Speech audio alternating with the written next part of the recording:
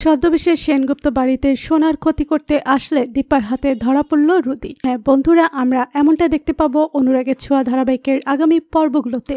বিস্তারিত জানতে ভিডিওতে লাইক দিয়ে শেষ পর্যন্ত দেখতে থাকুন। সূর্য দীপা বলে যতই উদ্বিগ্ন হয়ে থাক না কেন, উর্মি সুযোগ মতো সূর্যকে আবার ওষুধটা খাইয়ে দেয়। আর সূর্য হঠাৎ ঘরের মধ্যে চলে যায়, যেটা প্রবীরবাবুর নজরেও পড়ে। এবার রূপা এবং কৃষ্ণ বাড়িতে ঢুকে এসে সূর্যের এই ঝিমের মধ্যে যাওয়া দেখে বলতে থাকে যে এ কি, বাবা তো বেশ ভালোই ছিল।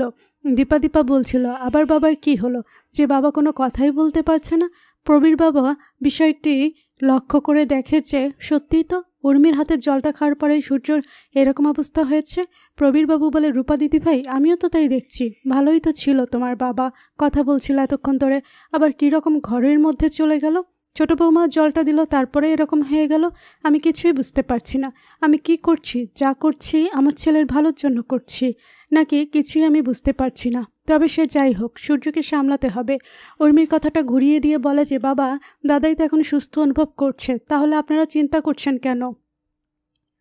অন্যদিকে একটা বিদেশি ছদ্মবেশ নিয়ে রুদি হাজির হয়ে যায় সেনগুপ্ত বাড়িতে। রুদি যখন গাড়ি থেকে নেমে সেনগুপ্ত বাড়ির ভেতরে ঢুকতে থাকে, দীপা তখন দীপালি সেজেই সেনগুপ্ত বাড়িতে ঢুকবে বলে সেনগুপ্ত বাড়ির বাইরে দাঁড়িয়ে থাকে এবং ওই রুদিকে দেখে ভাবতে থাকে ওটা আবার কে, সেনগুপ্ত বাড়ির দিকে যাচ্ছে, পিছনেই দীপা। তবে দীপা বাড়িতে ঢোকার আগে ওই রুদি লাবণ্য সেনগুপ্তর বিদেশি বন্ধুর ছদ্মবেশ নিয়ে সেনগুপ্ত বাড়ির দরজায় এসে দাঁড়ায়।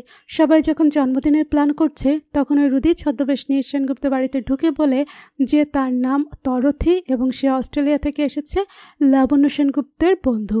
প্রবীরবাবু, কাকিয়া সবাই বলে যে আপনি কটা দিন থাকবেন, এখানেই থাকবেন, দিদিভাই যেমনটা বলেছিল তেমনটাই হবে, আপনি থাকুন। এই সুযোগটাই চেয়েছিল রুদি এবং সেই সুযোগটা রুদি পেয়ে যায়। প্রবীরবাবু সব ঘটনায় খুলে বলে লাবণ্যর বন্ধু ভেবে রুদিকে। লাবণ্য মারা গেছে, কিভাবে মারা গেছে সবটাই বলে। সূর্যর খাবার রেডি করতে থাকে এবং উর্মিকে দীপা প্রশ্ন করে যে হ্যাঁ মালকিন, তোর যে ভাসুর আছে তার মাঝে মাঝে কিছু মনে থাকে না, মাঝে মাঝে থাকে না কেন বলতো?